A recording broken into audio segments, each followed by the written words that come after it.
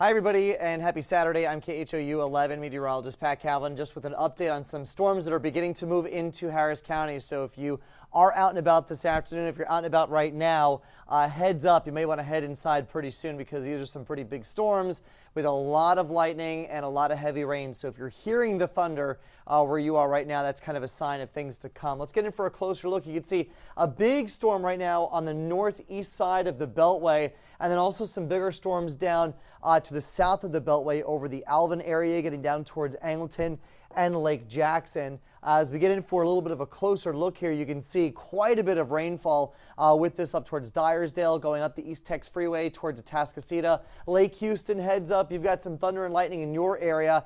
And even though this is starting to drift north, notice we're starting to see some building down towards the south, towards the northeast loop. So as we go a little farther south in that direction, you can see some heavy rain now from Beaumont Place along Highway 90 out towards Barrett. A downpour starting to form over Channelview. The city itself is quiet at the moment. I do think that's going to change, though, as we go through the next hour or so.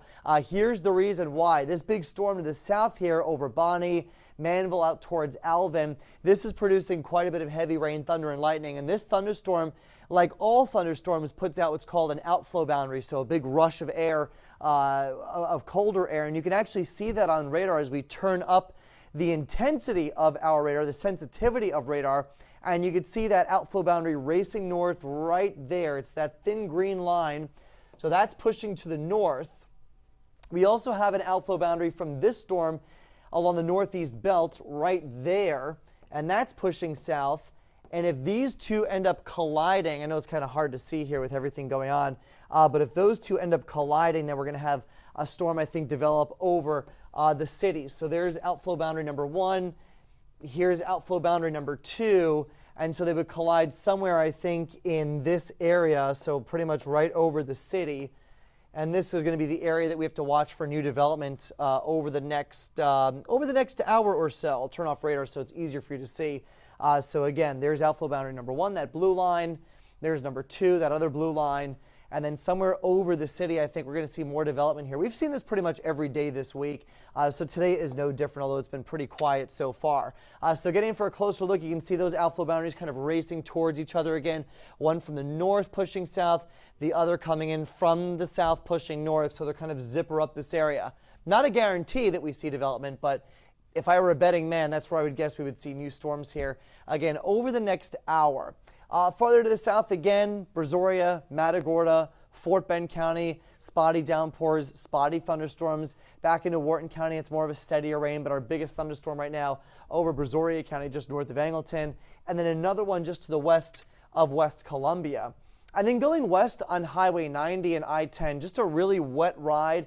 Nothing really significant here. A couple lightning strikes out towards East Bernard and Eagle Lake, but that's more or less it. It's a steady soaking rain here along Highway 90, though. So if your plans take you out towards San Antonio, or at least in that direction later this evening, it's going to be a bit of a wet ride. So maybe give yourself a little bit of extra time if you're on a time crunch. Here's future track through the evening. So again, big thunderstorms and downpours move across the city 7, 8, 9 p.m.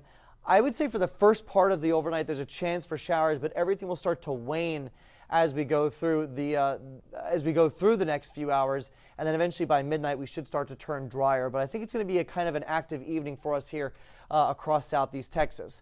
The good news, if you're sick of the rain, is that we do catch a break here. Next few days, rain chances drop from 20 to 10% getting into Sunday and Monday. And then eventually by Tuesday, we turn totally dry, at least for the most part, with temperatures climbing. So there's the trade-off, right? If you have rain, you've got cooler temperatures. But of course, there's a lot of folks still dealing with flooding, still dealing with roof damage, so you don't want the rain. But on the flip side of that, a lot of folks don't have power. And so the rain has been a nice relief from the heat. Well, we're about to see that handoff as we get into the start of the upcoming week, where the rain chances go down, but the temperatures start to go up. So those temperatures will stay hot as we go through at least the middle part of the week, but more rain's on the way as we get towards late week. So a lot to talk about in the forecast. We've got a full show coming up for you at 6 o'clock. KHOU 11 News at 6 p.m. We'll have an update on this forecast, an updated look on at radar. But until then, stay dry, and remember, if you hear thunder, it's time to go inside. We'll see you at 6 o'clock.